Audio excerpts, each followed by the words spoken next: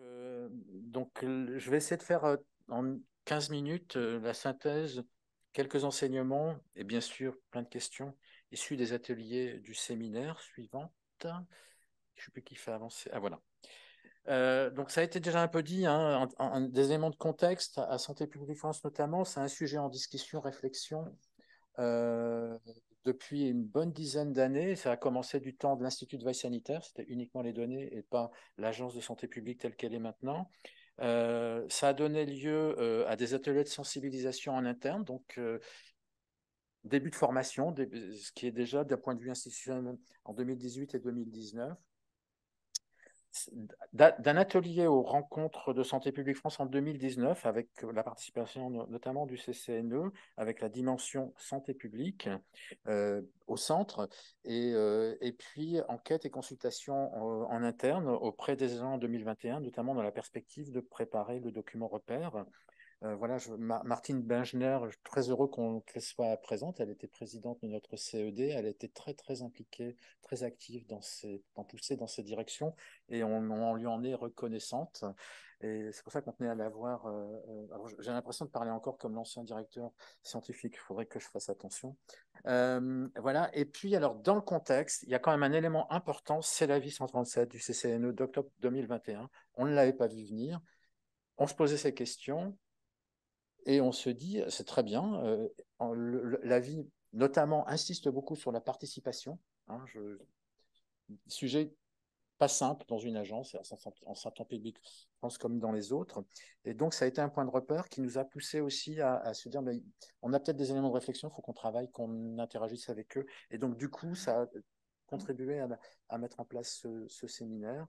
Et puis, en parallèle, des travaux ont été engagés, ça a été déjà dit, sur les repères, donc qui a commencé à peu près en même temps que l'initiation du séminaire. Et du coup, tout ça a convergé dans un même projet. Et puis, bien sûr, au centre, au milieu de tout ça, de manière explosive, les questions soulevées par la pandémie. Ça avait commencé avant, mais c'est quand même un élément majeur, comme ça a déjà été dit. Comment ne pas oublier les leçons ou les éléments auxquels on a été confronté et en tirer les leçons. Suivante. Donc, la finalité et l'objectif, c'est renforcer l'intégration. Donc, on est sur le mot intégration de l'éthique en santé publique dans la mise en œuvre des missions. C'est très opérationnel. Programme et projet de l'agence, donc à tous les niveaux. Mission, programme et projet. En termes d'objectifs, trouver un espace d'expression, de partage et de réflexion sur les questionnements éthiques à partir de l'expérience et de la pratique.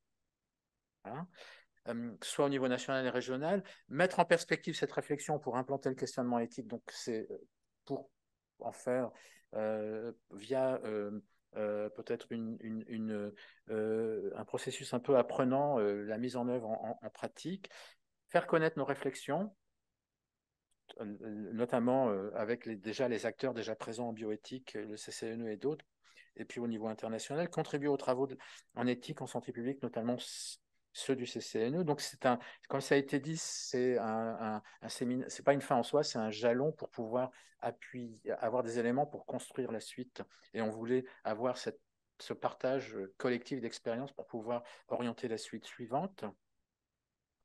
Donc, on a commencé par un document de cadrage qui a été discuté dans les différentes instances, la direction générale de CE2, le COD.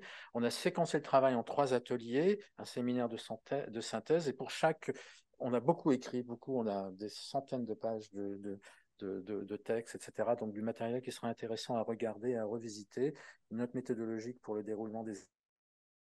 Ça va être présenté. Consultation d'experts externe, ça on a tenu à le faire, on est Santé publique France, mais on est un élément parmi d'autres, une agence gouvernementale, comment se situent les autres partenaires avec qui on travaille, qui ne sont pas nécessairement toujours, partagent pas nécessairement les mêmes visions, peut-être ont des valeurs différentes. Voilà, donc ça c'était un point important. Et avec 45 entretiens qu'a mené Marc Karim qui va nous présenter. Et puis, le dernier, mais pas le moins important, une enquête interne par entretien qualitatif. On a eu la chance d'avoir un Master 2, voilà, que je me suis retrouvé à diriger un Master 2 en sciences sociales, ce qui ne m'était jamais arrivé. Et donc Clarisse va nous présenter ça et beaucoup d'enseignements très, très intéressants, complémentaires de la démarche suivante.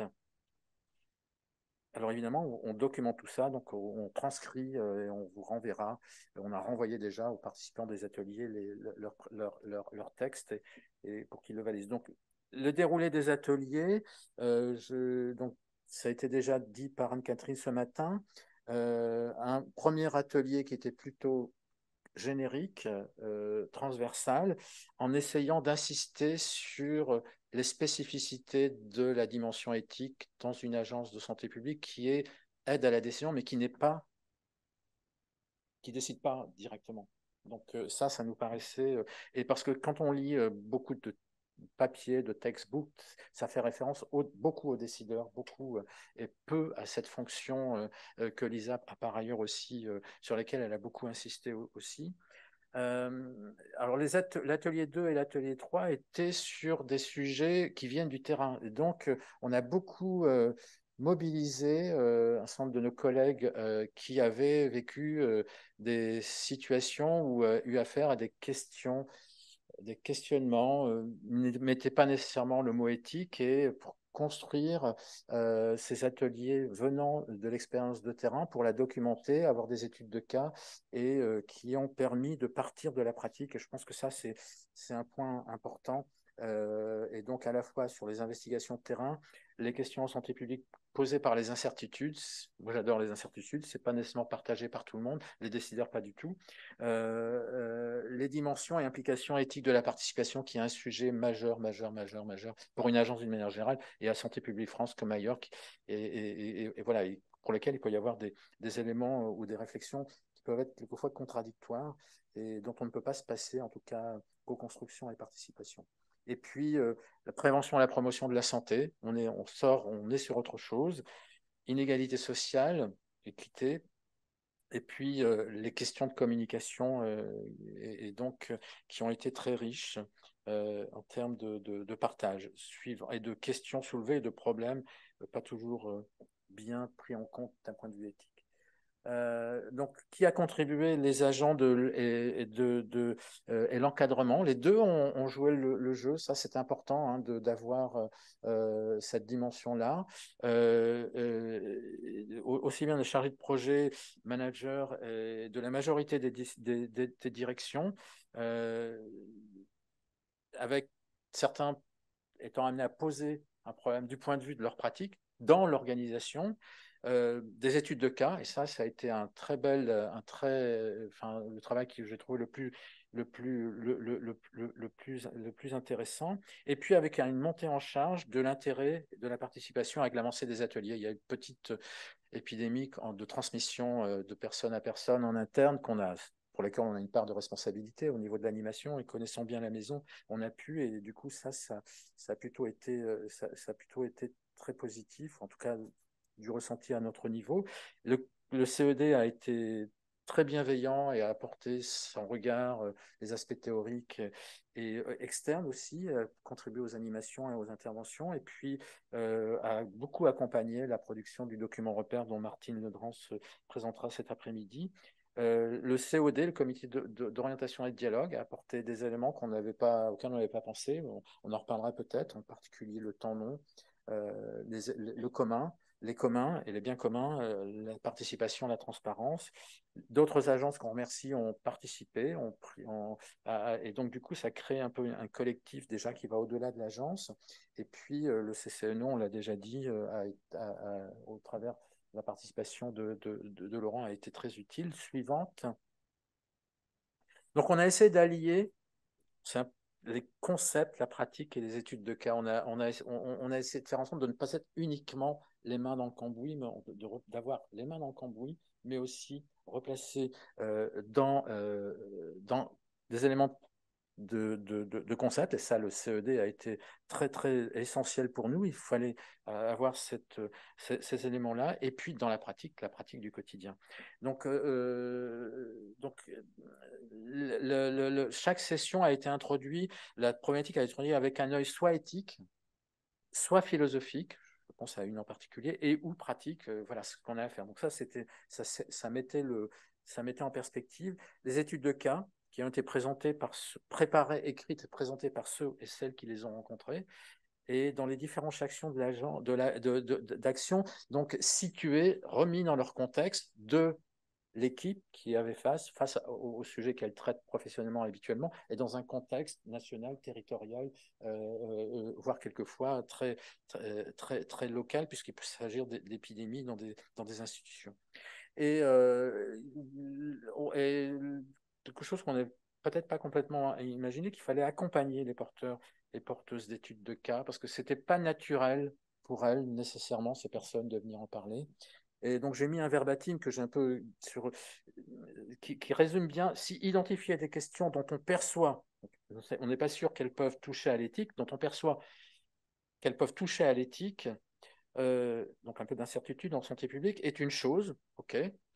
Venir en parler dans un atelier collectif où on parle d'éthique, puisque ces ateliers ont parlé d'éthique, en est une autre. Donc certains ont dit ouais, c'est intéressant, c'est pas pour moi.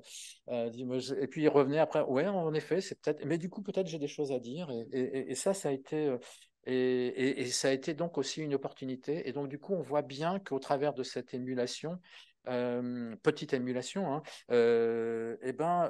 l'opportunité d'avoir un endroit pour en parler, de partager de manière rétrospective. Mais la question c'est du prospectif quand les sujets se... Et donc, ça représentait un effort de préparation par les intervenants qui était significatif et qui sortait de leur pratique habituelle. Suivante. Et donc, un fort intérêt et engagement, donc, et curiosité en transversal. Les gens ont été très curieux. Ça a été une stimulation. Certains d'eux, ça a été un plaisir de fait de préparer cette étude de cas. Deux personnes m'ont dit ça. Et alors que le sujet est ressenti comme complexe, et on est un peu seul face à ces sujets-là, et l'encadrement, la maison nous accompagne pas nécessairement. Révèle des questions éthiques issues de la pratique qui, si elles étaient plus ou moins perçues, n'étaient pas ou peu ou pas abordées de manière réflexive. Il y avait des démarches qui ont été initiées dans certaines entités, mais elles n'étaient pas partagées. Et du coup, de venir les partager avec d'autres et de voir qu'il pouvait y avoir des visions différentes dans d'autres entités a été aussi un élément important. L'approche délibérative, réflexive, collective, qui permet de prendre du temps d'en parler. Le temps, c'est de l'argent, mais de mettre un peu de temps et donc d'accepter, ça, c'est quelque chose. Et du coup, il faut un engagement institutionnel pour le faire, et un accompagnement. Il se trouvait qu'on avait ça là. Et puis, ça a eu aussi, et ce n'était pas du tout l'objectif, ce n'était pas un retour d'expérience, en tout cas, on ne l'a pas formalisé du tout comme ça. Ça a eu certains nous ont dit, ça a eu pour moi une fonction de retour d'expérience. Plusieurs personne, et aussi un peu résilience par rapport à des choses que j'aurais peut-être pu faire un peu différemment, ou avec un accompagnement, un questionnement éthique. Suivante. Et donc, la diversité des questions, ça tient à l'étendue des missions d'une agence de santé publique, comme au CDC, comme dans d'autres organisations, mais aussi par le fait que Santé publique France a aussi des cellules régionales dans tous les territoires, dans toutes les régions, et qui touchent à des territoires très hétérogènes, très variés. Donc, des éléments de contexte. Donc, et voilà, j'ai mis en italique un certain nombre de mots. Je ne vais pas tous les lire, mais il y a terrain, investigation, terrain, production de données, indicateurs, les clusters. Voilà, ça, c'est une douleur pas possible. Ça a été une douleur pas possible pour un certain nombre d'entre nous. Et du coup, comment justement intégrer cette dimension éthique, la participation, la co-construction, les inégalités sociales, la prévention et promotion de la santé, et puis la participation citoyenne, qui reste un sujet, comme j'ai déjà dit, très important. Suivante. Et du coup, évidemment, ça suscite des attentes pour la suite. Il y a une bonne participation, mais c'est une partie émergée de l'iceberg. Hein. Il y a beaucoup de monde. Enfin, la santé publique pourrait être beaucoup plus grande, mais il y a pas mal de... Donc, du coup, quelle représentativité, comment toucher ceux qui n'ont pas osé ou qui ne se sentent peut-être pas encore suffisamment à l'aise. Ça, je pense que c'est un point pour la suite. Ça révèle des besoins plus ou moins conscients et des attentes. Il y a le cadre de référence, guide partagé, dont Martine parlera. Ça a été beaucoup dit. des espaces de discussion internes. Il faut qu'on organise ça, il faut que l'agence organise ça. Et du coup, ça renvoie aux ressources humaines, ça renvoie aussi à la hiérarchie, à donner un peu de marge de manœuvre pour pouvoir les aborder. Le rôle du CED, comment il interagit avec son avis externe, et puis pourquoi pas, peut-être, je ne sais pas, hein, ça a été dit, peut-être qu'il faut des avis externes, peut-être pas, j'en sais rien. Du coup, c'est des questions qui sont devant nous. Accompagnement et ressources pour la mise en œuvre, la formation, ça, ça a été abordé, Lisa a beaucoup insisté là-dessus. Euh, et les contraintes et leviers au niveau des agents, quels sont-ils dans l'exercice? Et puis, faut-il formaliser les choses? Jusqu'où faut-il formaliser? Est-il obligatoire d'avoir dans un projet une section questionnement éthique? Est-il, je ne sais pas, je ne dis pas, hein, mais voilà, ça a été évoqué comme il est obligatoire dans une étude clinique d'avoir une justification du nombre de sujets nécessaires, par exemple. Je pousse un peu, mais ça peut, voilà. Et puis, analyse intégrée et partagée, ne pas être seul face à ces questions. Et puis, comment concilier les missions d'une agence dont certaines sont urgences et le questionnement éthique qui nécessite un temps de réflexion partagé. Ça a été évoqué ce matin à 2-3 reprises. Et comment l'intégrer? On ne peut pas dire, attendez, on vous reprendra, on vous dira ce qu'il faut faire dans 3 jours. On est en train de réfléchir d'un point de vue éthique. Comment la préparation, preparedness, ça a été indiqué. Dernière diapo, je crois.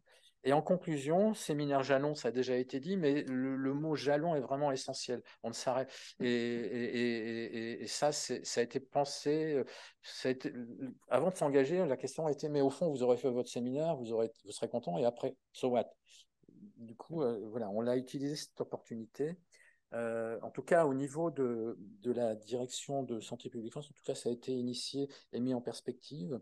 Ça permet d'avoir un bilan de l'état de la question partagée et des besoins. Et ce n'est pas une fin en soi, c'est trouver sa voie sur la base des exemples qui existent ailleurs, de la diversité et aussi des choses qui existent au CCNE, et pour pouvoir trouver sa voie dans la mise en pratique personnelle. Il y a une expérience et un matériel issu du séminaire à valoriser. On a beaucoup de documents et ça s'inscrit dans un besoin plus large pour la santé publique en termes de pratique, de recherche, de formation et d'enseignement. Je vous remercie.